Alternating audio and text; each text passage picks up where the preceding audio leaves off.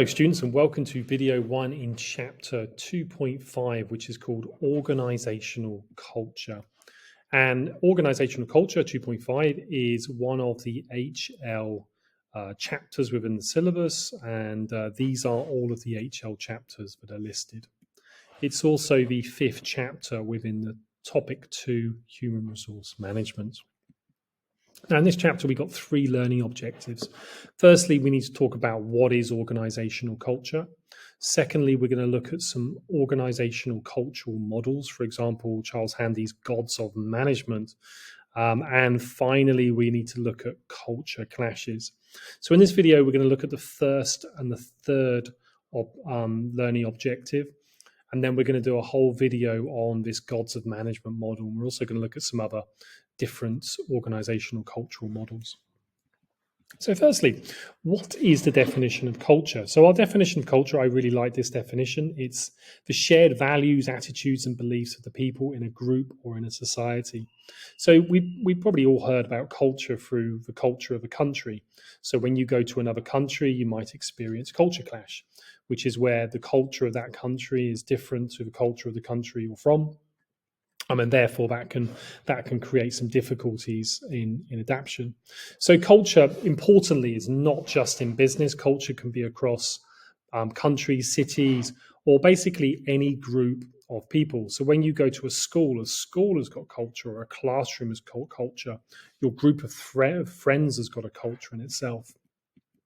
So organizational culture, which is the name of this chapter, is those shared values, attitudes, and beliefs, but in a business. So we're looking at culture from a business point of view. So anytime you go and work for a business or you go into a business, that business will have its own culture. It will have its own shared values, attitudes, and beliefs. And importantly, this influences the way employees interact. It influences the ways employees behave and make decisions. And another way of talking about culture is basically what is normal around here, or I like this one, the way we do things around here. So how might we see culture from a business point of view? So you've probably seen this model before. This is the Iceberg model of culture. So in terms of a culture, the things at the top are the visible elements, and the things here are the invisible elements. And this is a bit like an iceberg, whereas when you see the iceberg, the bit above water is only a small amount of it. And what's underneath the iceberg is there's far more actually there. And so some people apply this to a culture where the things at the top, again, are the things that you can see, like routine procedures, technology products, etc. And the invisible parts are the unconscious feelings, assumptions, beliefs, etc. So what about from a business point of view? What might be visible elements of a business be? Well, one of them might be dress code. So is it formal? Is it business casual? Is it informal?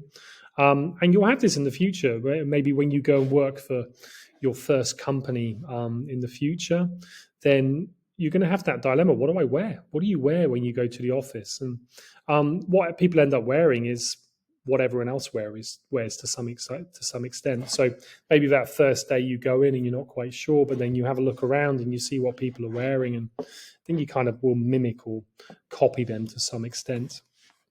You can see it by the organizational structure, the levels of hierarchy. The mission statement will tell you something about the culture of the business, and also what do people call each other. So for example, in a school setting, what do teachers call students? What do students call teachers?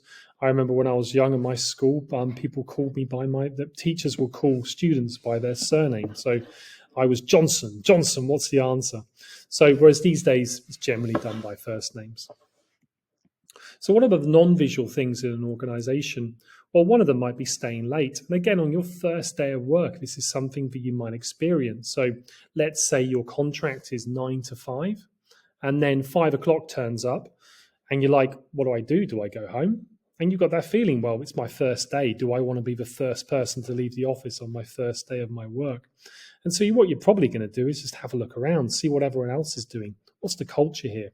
And if no one leaves at 5 o'clock, what do? Do you stay or do you leave? And I think a lot of people in that situation would end up staying. And so again, this culture is, what is everyone else doing? Salary expectations. So, do we expect bonuses? Are there salary increases every 6 months or every year? What about teamwork? So, how much teamwork is there in the organization? And then one here, jokes and banter. Is there are certain jokes that are told. Obviously, jokes are told everywhere you go. But in some businesses, certain jokes will be okay. In some businesses, they might not be. So, that's something where, in order to work these out, we kind of need to observe, maybe need to ask people, whereas these ones are a lot more visible. So another way of looking at culture, and I really like this model, is this is similar to the iceberg model, but we've added a third element. So artifacts, again, are the visible parts that we can see. So it's pretty easy to see these because we just observe them. The espoused values are the reasons why people behave in the way they do. And again, this is similar to the invisible part that we talked about with the iceberg, and we can find these out by observing people or by interviewing people. But then underneath, we've got these underlying assumptions, which are unconscious beliefs, which influence how people behave. So, to give you an example let's look at a school point of view. So, what are the visible parts of a school? Well, how much technology does a school use? Are mobile phones banned? Are they discouraged, or are they openly allowed? So I know some schools where mobile phones are not banned and students can use them when they want to. The values are the way people believe. So what about collaboration in the classroom? So are students encouraged to work on their own, or do students generally work together? What about attitudes to service groups and things like that? Underlying assumptions are very, very difficult because these are unconscious beliefs. But one thing you might look at is, well, in the school obviously has academics. They also have sports. Which one is more important? And I think, in general, academics are probably in most schools more important, but do some schools put sports above academics? Possibly. And that's something that you might not see written down. The school might not talk about it. But again, you can observe it within a school. So what might influence in organizational culture? Well, firstly, the type of business is really important because, for example, an NGO, a charity, if you like, is going to have a very different culture to an investment bank. The mission and vision statements of the business are going to dictate what type of business this is. So these are obviously things that's going to influence the culture. The structure of the business. So is it a vertical organization? Is there lots of levels of hierarchy? Are there lots of managers and mid-managers? Or is it quite horizontal where there aren't all of those layers of management? The location of the organization, so what country, what city in. So the culture of the country is going to have a massive impact on the culture of the organizations. The management style, so is it centralized? Is decisions made at the top of the organization? Or does the organization trust employees to make those decisions, and is it more decentralized? Autocratic, so does management tell employees what to do, or is it more democratic where employees have more control over what they do? And there are plenty of others. So the personalities of people who work there. So if you've got a small organization, then the individuals that you hire and their personalities are going to have a massive impact on the firm.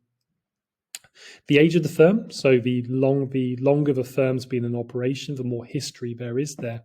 And often that history over a period of time is something that's going to dictate the culture. And then things like coffee room behavior, how people behave on their breaks, is going to have an impact as well. And then finally, this is a very long learning objective, but cultural clashes when organizations change. So firstly, what is culture clash? Well, this is when two or more cultures within an organization are different and it creates conflict. So again, we've got two different cultures and they're coming up and they're different, and it's creating these differing opinions, different behaviors, which is then leading to conflict and clash. And this can often happen when businesses go through change. Not necessarily, but it can happen when businesses go through change. We need to look at three, which is when organizations grow, when they merge, when leadership styles change. So we'll just go through these fairly quickly. So when businesses grow, then you can often lead to change and conflict. So, for example, let's take a traditional family business. Maybe they start off small, they're a family members work for them, but then slowly over time they grow, and then eventually they go public. And so at one side of it, you've got the family, the small business with their traditional values and what the family believes in. But now because you've gone public, you've got shareholders and you've got shareholder profit. Again, you're going to have two different cultures. The shareholders are going to come in, they're probably going to want profit, whereas the family are going to have those traditional values, whatever they may be, and they're likely to have a longer term view of the company. So merge is when two different companies form together to become one. And obviously two different companies are going to have two different cultures. And so when they merge, those employees are then going to end up working together. And that can cause culture clash because of those two different cultures. So one classic example used as a lot as a case study is when Daimler, a German company, and Chrysler from the US merged in 1998. And not only did they have different corporate cultures, they were from different countries. And so it was not a very successful merger, generally because of these different cultures. And also, what about when leadership styles change? So if you've got an autocratic leader who tells people what to do, if they take over, and previously the previous manager was a laissez-faire manager, laissez-faire mean you let employees what they do, then there's obviously going to be some clash there. And what about if a new leader comes in who encourages team working when the previous employees like to work on their own? Clearly, those employees are in the habit of working on their own, and they're not necessarily going to like this new management style. So a lot of these are better learned through a case study. Right, we've done all of that for now. In the next video, we'll do Charles Handy's Gods of Management. I'll see you then.